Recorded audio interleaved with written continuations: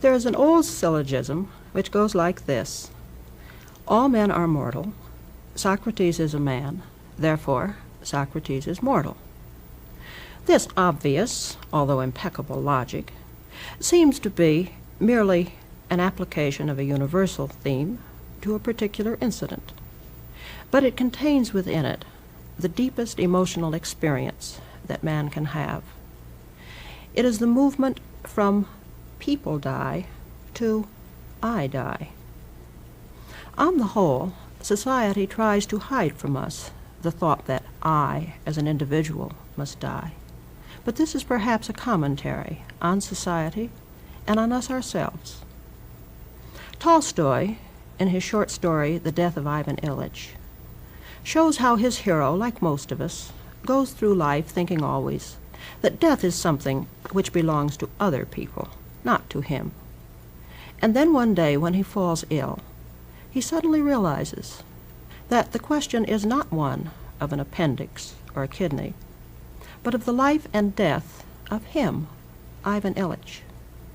And then he begins a scream which lasts for 3 unendurable days, a scream which is partly a protest against the fact of death, but even more, a scream of regret against the wasted life behind him. If we knew that we had exactly 1 year to live, I think most of us would say we must make the year count, broaden our experience, deepen it, question ourselves and our lives. Suppose we had 5 years, or 10. We would still feel that if we must die, then what we do now must count. But what is the difference between 5 years or 10 years, or 70 years and 10, especially since for most of us it will not be 70 years and 10? The existentialists feel that we do not really live authentically unless we do confront this fact of our ultimate death and deliberately and fully choose the kind of life we want to have in the face of it. Some of them, of course, say that death means the end of everything. Others would say that we must somehow, despite all lack of compulsive evidence to the contrary, believe in the possibility of our own immortality. One example of the latter point of view is the Spanish philosopher Unamuno. He feels that although our minds would have us say that death is the end, we must somehow go beyond where our minds would lead us and believe, despite everything, that death is not the end.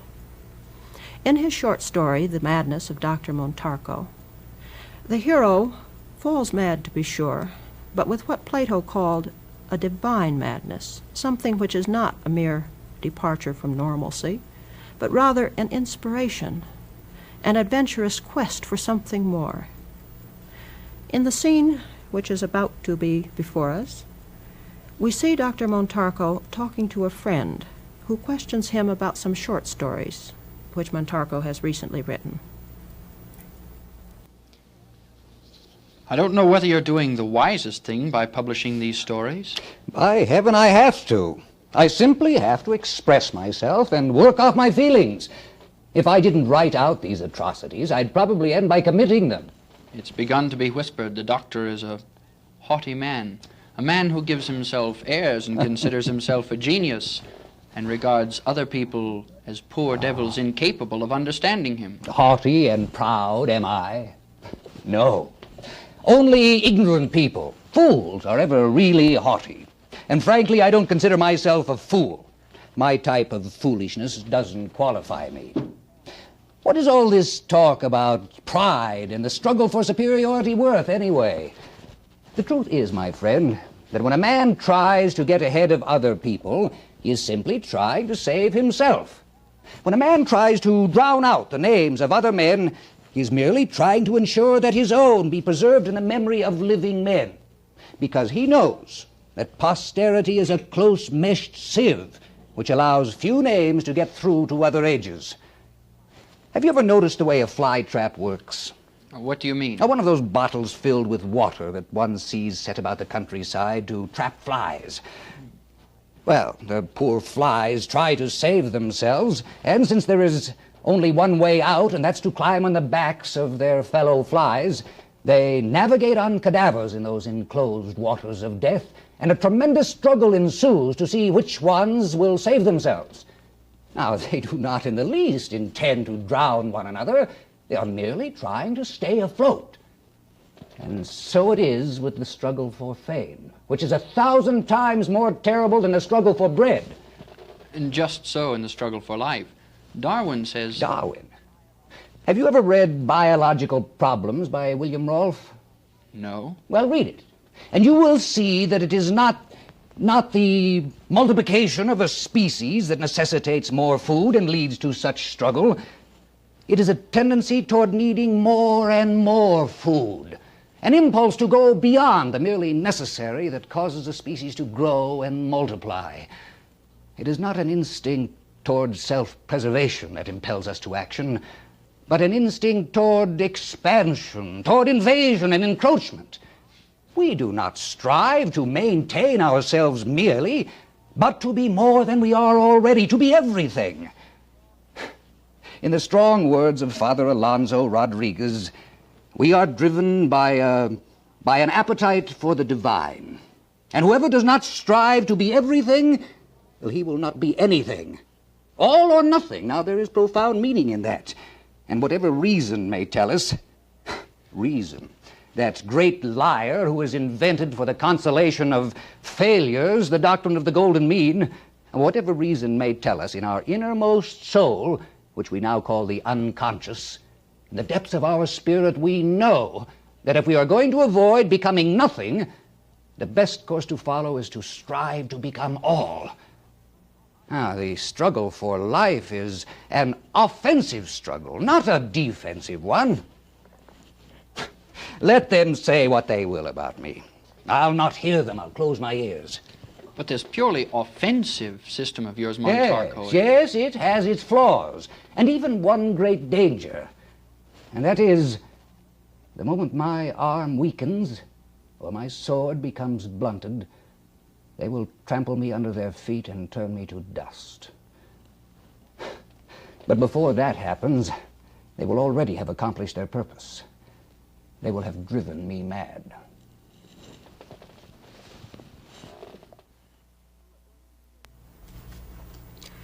And so it was to be, says Unamuno. But the man who looked after Montarco in the last hours says this: "You know, it often strikes me that the feeling of veneration accorded madmen in certain countries is quite justified. It's simply that I think they say the things that we all think, but daren't express because of timidity or shame. But who can say that the inextinguishable longing to survive, this thirst for immortality, is not the proof, the revelation of another world, a world which envelops and also makes possible our world? And who can say that when reason and its chains have been broken, such dreams and delirium, such frenzied outbursts as Dr. Montarco's, are not desperate attempts by the spirit to reach this other world? But suppose that, opposite to Unamuno, we say that death is the final annihilation. What then? The Greek Epicureans, of course, had a lovely way of dealing with this. They said that if death is a nothingness, all this means is that there's nothing there for us to fear. So long as I am alive, I am conscious. Now, perhaps the idea of not being conscious doesn't appeal to me, but when I'm dead, I won't be there to know it. All of which is very good logically, but I don't think that it does much to console the human spirit. When we come to modern existentialists, we find that Martin Heidegger, the German existentialist, has tried to make something positive out of this negative fact of death. Since only I can die my own death, he says, this means that if I resolutely confront my own death, I somehow bestow upon my life a unique and authentic value. Sartre objects to this. He feels that in one sense it is not correct to say that I die my own death, or at least not that I live my own death, as Heidegger would put it. For in reality, says Sartre, it is not I, but the other person who lives my death. So long as I was alive, the meaning of my acts, the significance of my past, was constantly changing, forever in suspense, for I constantly redetermined what it all was. When I die, then my dead life becomes a prey to others, and they become its guardians, and they determine what its significance or meaning has been. In any case, says Sartre, it's ridiculous to say that I can even comprehend death. Death doesn't come as a final resolving chord giving my life a meaning, an addition, as it were, with a fixed sum. For I can't determine the time at which I am to die. Sartre tells us a story of two brothers who went up before God at the day of judgment. And the younger one said, "God, why did you make me die so young?" And God said, "Because if you had lived to be older, you would have committed a crime as your older brother did." And the older brother said, "God, why did you let me wait and die so old?" There has sometimes been a comparison of man to the condemned in a cell. We see each day a person being led off to execution, and we know that sometime, but we don't know when, it will be our day to be led off. Sartre objects that this is not quite a correct image. It is more as though the condemned man did everything possible to get ready for the day of his death and to meet it courageously, and then he's taken off by an attack of flu. Sartre doesn't offer us very much in the way of consolation for all of this. I suppose the most we can say is that we should live in such a way that when the unexpected summing up of our acts occurs, we will not be too reluctant to leave it there to the mercy of the other who will judge it. Simone de Beauvoir, in her novel All Men Are Mortal, has made the most detailed study of death and mortality in existentialist literature. She uses a sort of science fiction gimmick, representing to us her hero Fosca, who in 13th century Italy, in the city Carmona, is actually offered the opportunity of drinking an elixir of immortality.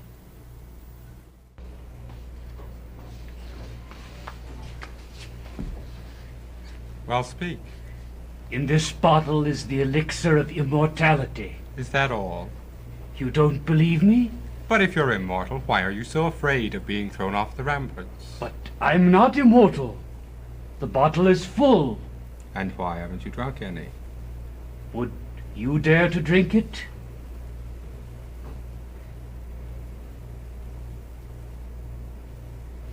You drink first. No. Is there a living animal here? A small animal? My son has a white mouse. Go get it, Katharina.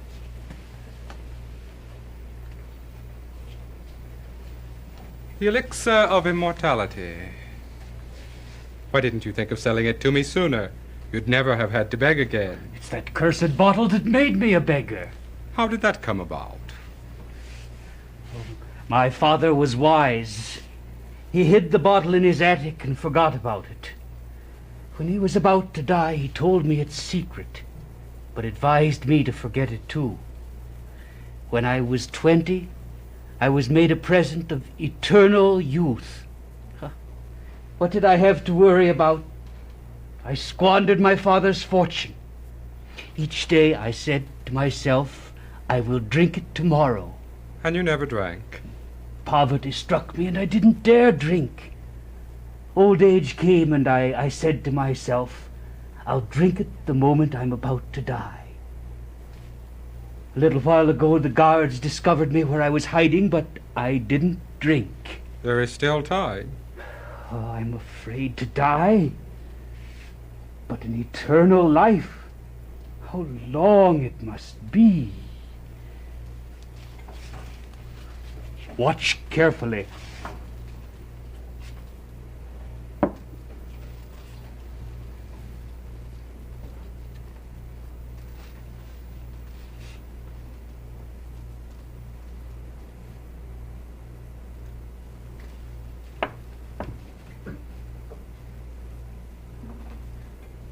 It's dead. No. Watch. Watch. It was dead. It will never die again. Make him leave. He's a sorcerer. Must I drink the whole bottle? Yes?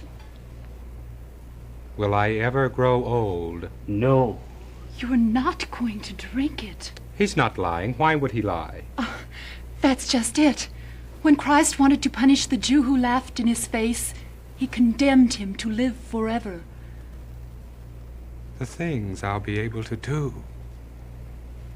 Don't drink.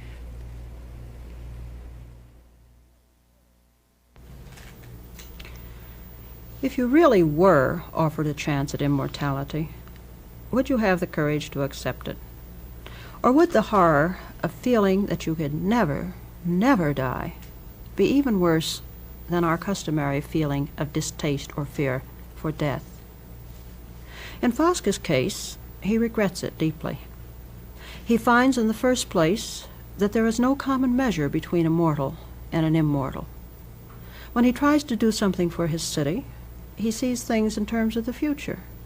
For him, to keep the city alive, it seems justifiable to sacrifice 1, 2, 3 generations. But for those who are living then, this is diabolical. He can't find any joy in human relations. One woman tells him that she feels repelled by him, as though he were a member of another species. His best friend curses him as the friend dies, because he feels that he's put more into their venture than Fosca ever has, and yet Fosca alone will live to enjoy it. As Fosca lives on to the 18th century, he meets one woman who means more to him than the rest, and for a while he feels that the very shortness of her days gives a joy, a preciousness to his life which he hadn't known for a long time. Her time gives value. But when she discovers the truth about him, she too rejects him, and inevitably, in time, she seems to have dropped out of the world for him. Fosca learns also that basically one can't do things for other people. The only good, he finally concludes, is to act freely in accordance with one's own conscience. But if this is the case, what can one do for mankind? And perhaps worst of all, Fosca decides that as soon as one takes the point of view of Sirius, as the French like to put it, then all human endeavors, with their limited futures and ends, seem to have lost all meaning, to be a bit of trivia. Fosca tells this story, actually in the 20th century, to an actress, Regina. At first, Regina had been terribly excited by the thought that she was going to be seen through the eyes of an immortal and remembered forever. But as she listens to Fosca's story, she grows more and more horrified.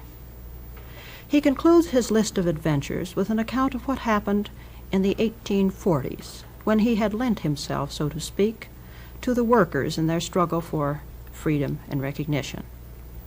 At a banquet, he lingers afterwards and talks to a friend about his new decision.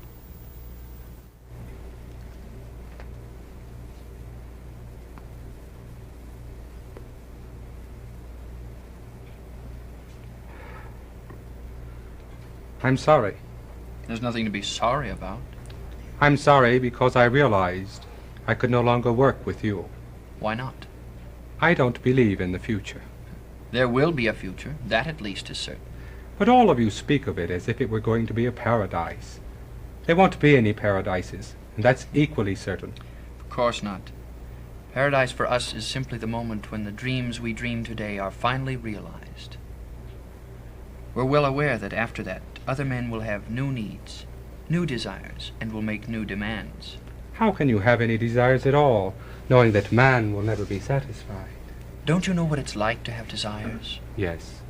I once wanted my city Carmona to be free, and because I saved her from being subjugated by Florence and Geneva, she was lost along with them.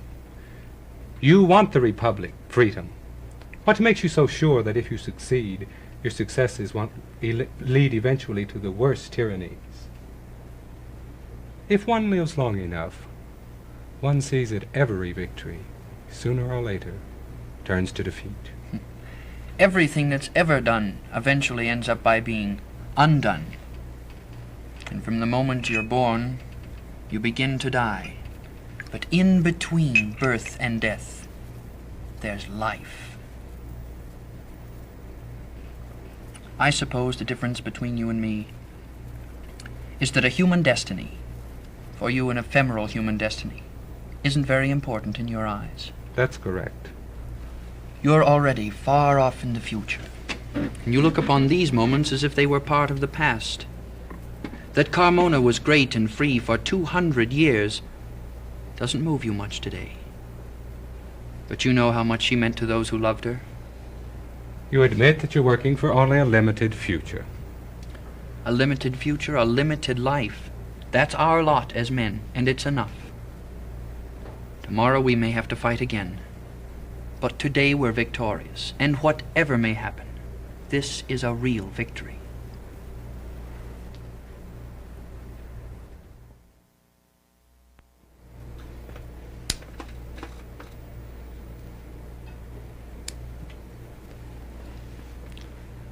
I walked toward the door. Today. The word had a meaning for them, and they knew too that it was important to be alive, to be victorious. They had risked, had given their lives to convince themselves of it, and they were convinced. There was no other truth for them. I could not risk my life, a man of nowhere, without a past, without a future, without a present. I advanced step after step.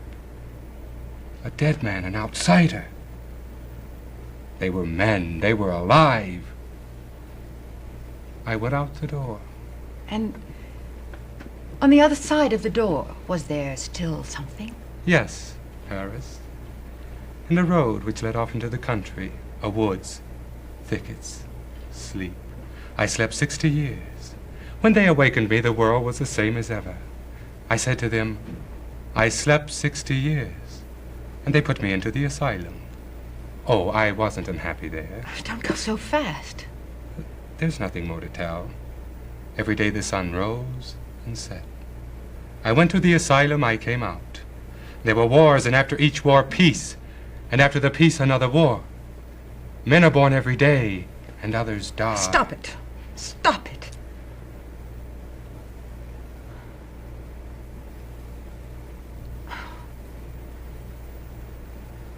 What are you going to do now? I don't know. Sleep? No, I can't sleep anymore. I have nightmares. You? Nightmares? I dream that there are no more men. They're all dead. The earth is white. The moon is still in the sky. And it lights up an earth that's completely white. I'm alone with the mouse, the little accursed mouse. There will be no more men, and the mouse will go on turning round in circles through eternity. It was I who condemned it. That was my greatest crime. It doesn't know, and it goes on spinning in circles. And then one day there will be nothing but that mouse and I on the surface of the earth. And I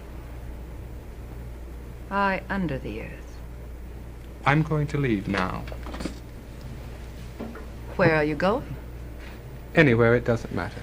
Then why go? There is a desire in my legs to move. I must take advantage of that desire. And me? Oh, you. It will come to an end.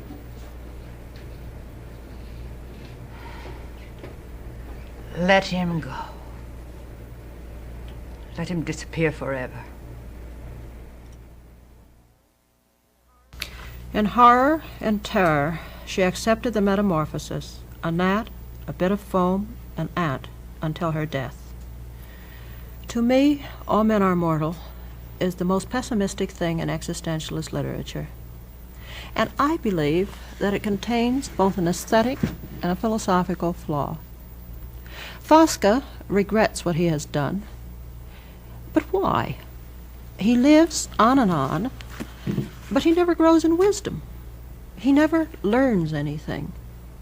Furthermore, he finally concludes that men never change, and consequently everything remains the same. And in these terms, one can see why he finds immortality so dreadful. The moon is used throughout as an image. Fosca hates it because it will go on there sneering in the sky when the earth and the people on it, all except him and the mouse, are gone. But why, if he says one would have to go to the moon in order to get out of this impasse, why not try it? One can't blame de Beauvoir for not having, in 1946, anticipated the possibility of moon expeditions, any more than we could expect her to have foreseen the use of mice in outer space investigations. But is there any reason why an existentialist who holds that there is no fixed human nature, and that man does determine his destiny, is there any reason why man could not change? Granted that Columbus's discovery didn't qualitatively change the human condition, but simply gave more scope to our greed, hostility, and avarice, but is there any reason why, with or without outer space, we couldn't change our existence qualitatively? If one knew that man's limitations could never be changed, then I think it's impossible to think that anybody would ever be willing to accept the challenge of immortality. But if it were all left open, not being either one way or the other, then what? The person who ought to accept it is the one who believes in man and in an open future, who is willing to make a passionate commitment without any kind of guarantee. He ought, in short, to be an existentialist. Whether we take Unamuno's way and dare to hope for immortality, or whether we feel that this life is the only thing, perhaps there's nothing better to do than to do what Unamuno says, live so that we deserve immortality. In that case, possibly we may find it after all, or perhaps we will discover that it no longer makes so much difference to us.